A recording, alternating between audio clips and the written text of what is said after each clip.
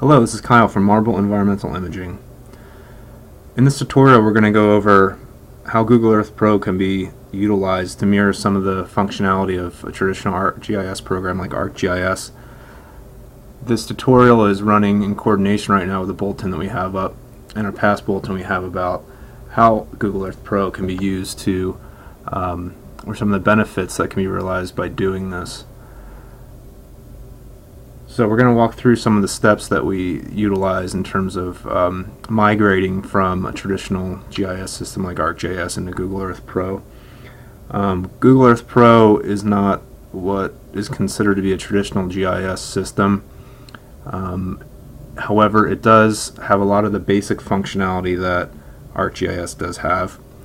So when you're looking at your needs, the things that you need to accomplish by your mapping system, if they're fairly basic, Google Earth Pro may be a good match for you.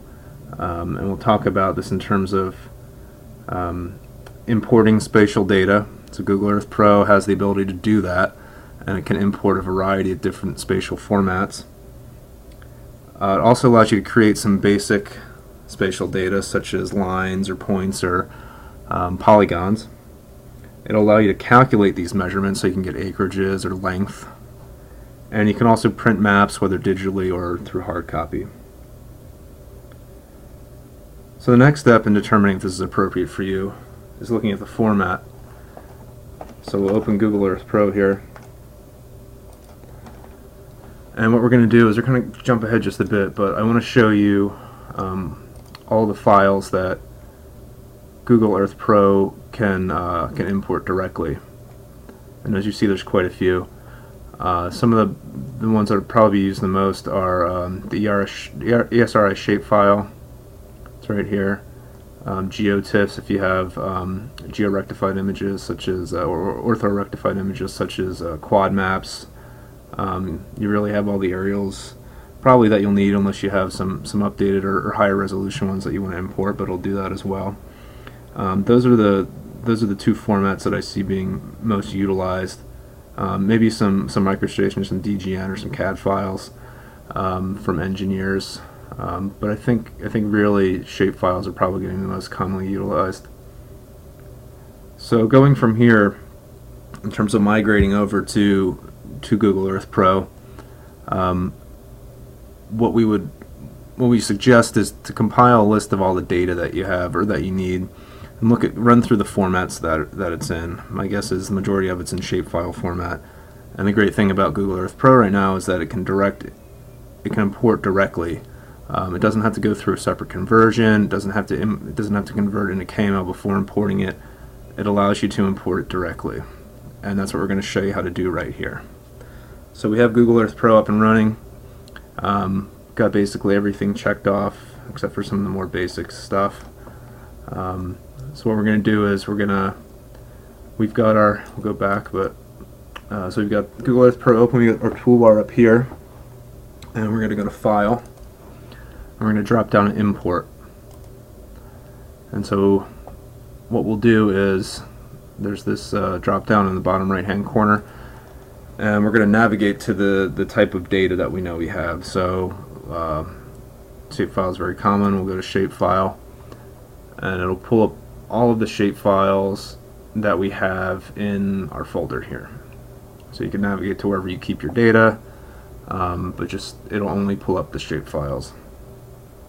So what we'll do now is we're going to import some pretty basic shapefile. This one here is just streamed data for parts of Northern California. So we're going to open this,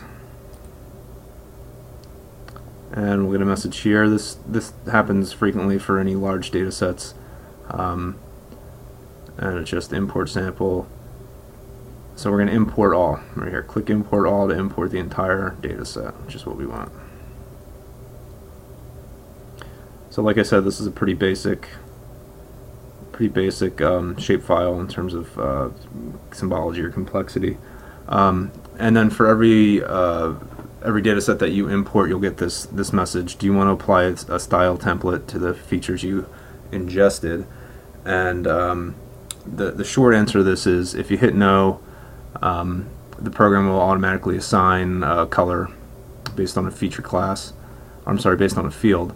If you click yes, you can customize how you want things to display in terms of symbology and color. So for this one, because it's basic, we'll just hit no, and the computer or the program will automatically assign.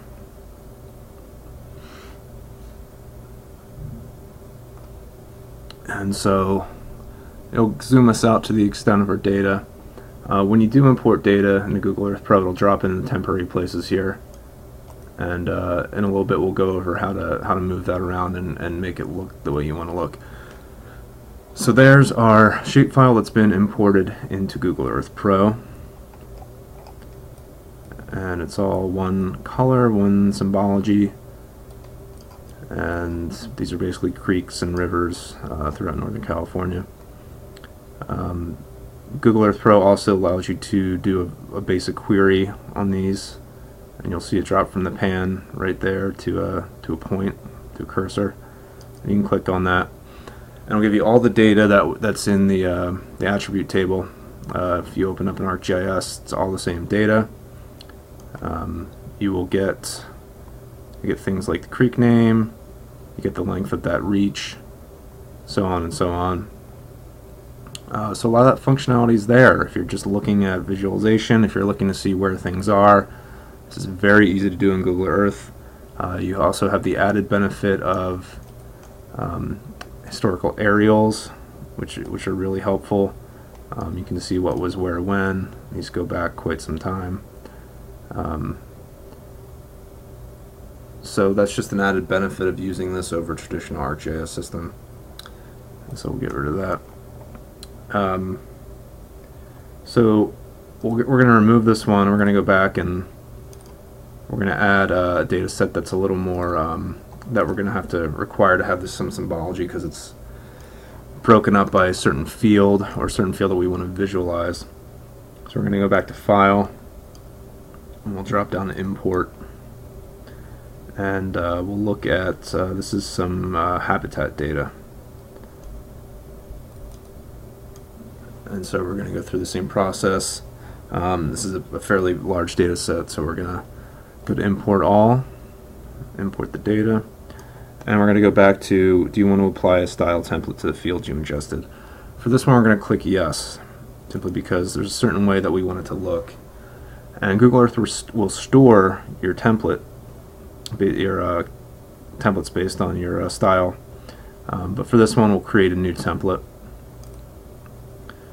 And this is basically where you're going to be able to customize how things come out and how things look once they're imported into Google Earth. So we've got name, and then what you're going to see here, down here is a table, very similar attribute table that you're going to look at in ArcGIS. And these are all the fields that are in the attribute table. And so scientific name, common name, some other ones. For this one, we're going to use we'll use scientific name. And so it'll break things up based on, break the colors up based on that category, how things are displayed. So this is the real heart of it. This is how you're going to assign colors and symbology. You can set a color from the field and actually assign them one by one. However, there is a limit on them. For larger data sets with a lot of unique entries, this will not work. So what we usually do is assign random colors. However, they will be broken up based on the unique species name in this case. You can also use a single color. That's not going to meet our needs for this, but for some other data sets it might. We don't worry about height too much. This is a display feature. You can also set the height, but we're not worried about that right now. So for this one, we're just going to use random colors, and then we're going to click OK. And you can it'll ask you to save the template. And it'll come up in your Google Earth My Style templates. You can find them later, and we'll just overwrite that. And again, it'll zoom out to the extent of the original shapefile or KML now. And when they come up, they are not clicked on. So just remember that. Don't sit around waiting for them to display. And there we go. So that's zoomed out to our extent. I'm going to zoom in here. So this is all the data, and it's broken up now in terms of the colors by the species. And again, you can click on, give you all the data that will come up in the attribute table.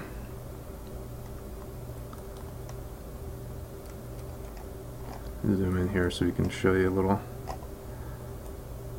better.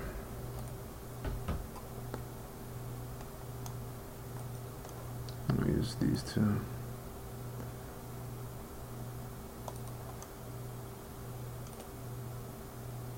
So we both have, you can see how the colors are broken up here. These two are identical right here. These are both for a unique specific fish species. And so again, it's broken up by the way we wanted it, by the species name. So now that we have that, it's displaying the way we want to do it. We can also, you can save this place as, you can actually save it as a KMZ file or a KML, and just save it to where you want it. This will just make it easier to, you can find it, navigate to it, you can send it, so you don't have to go through the process of importing it and everything. So we'll just do that. And so that's saved now. So in terms of migrating from something like ArcGIS to Google Earth Pro, a lot of people are looking for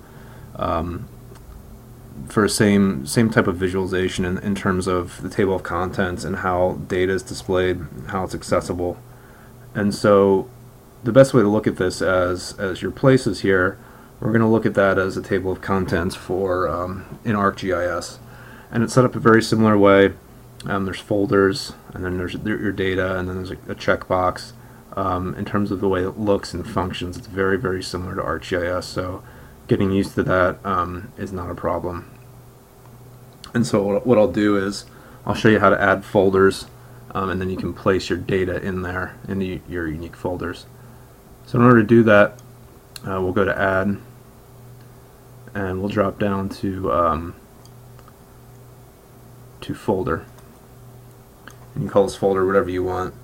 For this one we'll call, because we're just looking at species data, we'll just call this biological.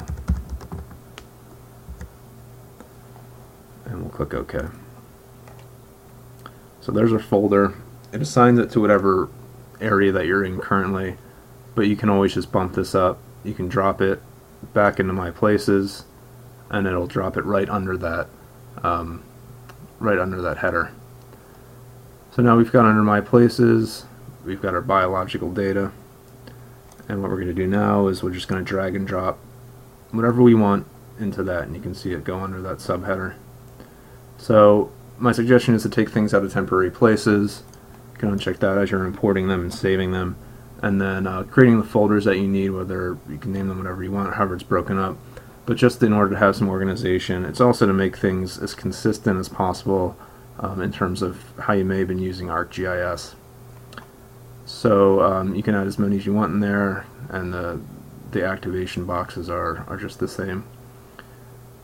So that's about it from here. Again, this tutorial was just to give a brief introduction on how to start migrating over from something like ArcGIS into Google Earth Pro, how to import data, how to visualize it, and how to organize it so that it's as consistent as possible with what you may have been seeing from a more traditional ArcGIS program. Please come visit us. We're at marbleenvironmental.com, and please come check out our bulletin. We go into some more detail about this, and have a great day. Thank you.